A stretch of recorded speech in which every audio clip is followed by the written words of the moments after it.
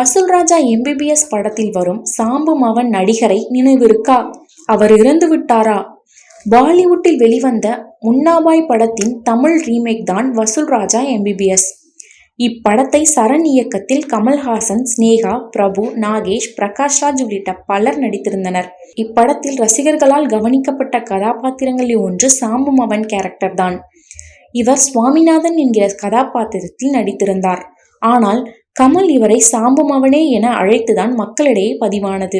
படம் முழுவதும் what is the procedure to change the room என பேசி ரசிகர்களின் மனதில் இடம் பிடித்து விட்டார். வசூல்ராஜா படத்திற்கு பின் அவர் எந்த திரைப்படத்திலும் நடிக்கவில்லை. அவருக்கு என்ன ஆனது என்றும் தெரியவில்லை. இந்த நிலையில் அவர் குறித்த தகவல் ஒன்று இணையத்தில் வெளியாகியுள்ளது.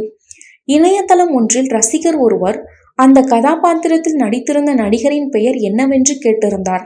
அதற்கு மற்றொரு ரசிகர், அந்த நடிகர் எனது சகோதரரின் கிளாஸ்மேட் தான், அவர் பெயர் ரத்தின சபாபதி, சாலை விபத்தில் இறந்துவிட்டார் என குறிப்பிட்டுள்ளார். இந்த தகவல் ரசிகர்களிடையே சோகத்தை ஏற்படுத்தியுள்ளது.